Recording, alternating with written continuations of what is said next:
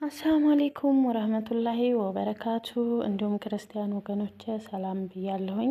በያላችሁበት ሰላማችሁ ብዝዝት ይበልልኝ ውድ ሀገሬ ልጆች፣ እንዲሁም የቻናሌ ተከታታዮች ላይክ ሼር እያረጋችሁ አበረታቱኝ ማለት ነው። የምታበረታቱኝ ደግሞ ከልብ አመሰግናለሁ የኔ ውዶች። እንዲሁም ደግሞ ቤተሰብ ያልሆናችሁ ሰብስክራይብ በማድረግ የደወል ምልክቷን በማጥቆር ቤተሰብ እንሆን እላለሁኝ። ዛሬ ደግሞ በሌላ ቪዲዮ ብቅ ብያለሁኝ። ያው እንደተለመደው ላይክ ሼር አድርጉ ማለት ነው ውዶች። እወዳችኋለሁ፣ አክብራችኋለሁ፣ ኑሩልኝ።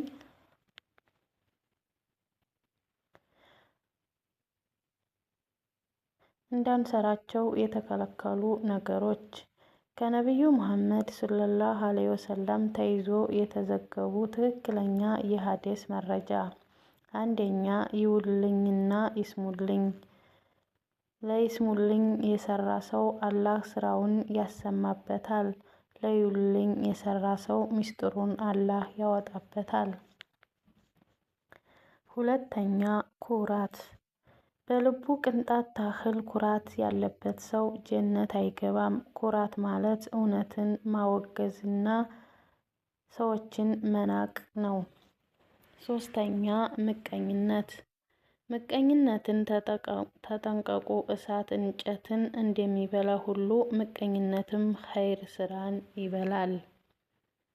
አራተኛ፣ ወለድ መብላት። ነቢዩ ሰለላሁ ዐለይሂ ወሰለም ወለድ በይና አብይን ተራግመዋል። እያወቀ ወለድን የሚበላ የአንዲት ድርሃም ቅንጣት ከ36 ዝሙት ቅጣት የበረታ ነው አሉ። አምስተኛ፣ ወለዚነ የቢቱነ ሊረቢሂም ሱጀደን ወቂያማ። አምስተኛ፣ አስካሪ መጠጦችን መጠጣት። 5 ነገሮችን የሚሰራ ሰው ጀነት አይገባም። እነሱም አስካሪ ነገር የሚያዘወትር፣ በጥንቆላ የሚያምን፣ ዝምድናን የሚቆርጥ፣ ጠንቋይ የሚመጻደቅ ሰው። 6ኛ፣ ውሸት። ሰዎችን ለማሳቅ ብሎ ውሸት የሚያወራ ሰው ወዮለት። 7ኛ፣ መሰለል ወይም ተደብቆ የሰዎችን ወሬ ማዳመጥ። የሚጠሉትን ወይም የሸሹትን ሰው ወሬ ያዳመጠ ሰው የቂያማ ዕለት ነሐስ በጆሮው ላይ ይቀልጥበታል። 8ኛ፣ ስዕል መሳል ወይም ፎቶ መነሳት የቂያማ ቀን ቅጣት የሚበረታባቸው ሰዓሊን ናቸው። ስዕል ወይም ውሻ ካለበት ቤት መላኢካ አይገባም።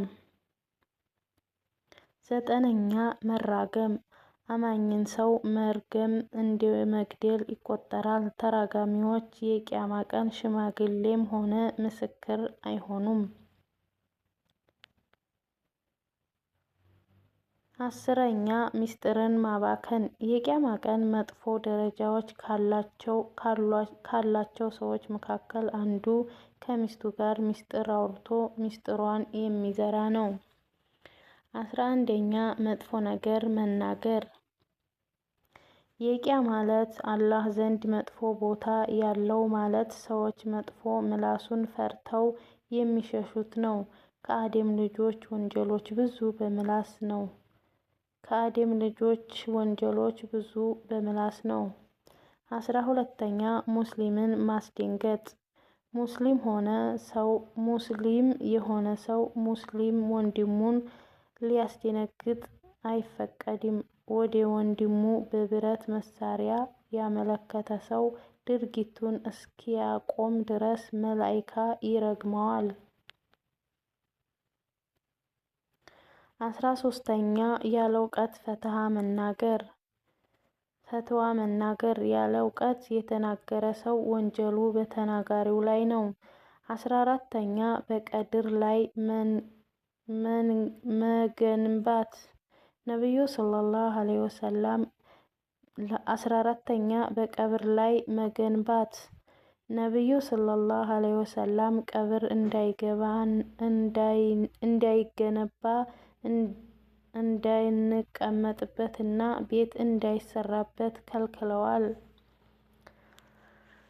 እና የኔ ውዶች ላይክ፣ ሼር፣ ሰብስክራይብ አርጉ ማለት ነው። የኔ ማሮች እወዳችኋለሁ፣ አከብራችኋለሁኝ። አብረን እንዴት እስኪ ላይክ፣ ሼር፣ ሰብስክራይብ አርጉ። አይከፈልበትም። ሼር አርጉልኝ በአላህ እና የኔ ማሮች እወዳችኋለሁ፣ አከብራችኋለሁኝ። ፋሚሊዎቼ ኑሩልኝ። እንዲሁም የምታበረታቱ ደግሞ እህት ወንድሞቼ ከልብ አመሰግናለሁኝ። ጊዜያችሁን አላህ ይክፈለው ማለት ነው። ወዳችኋለሁ፣ አከብራችኋለሁኝ። የዛሬውን ቪዲዮዬን በዚህ አጠናቅቄያለሁኝ። በቀጣይ ቪዲዮ እስከምንገናኝ አሰላሙ አለይኩም ወራህመቱላሂ ወበረካቱ።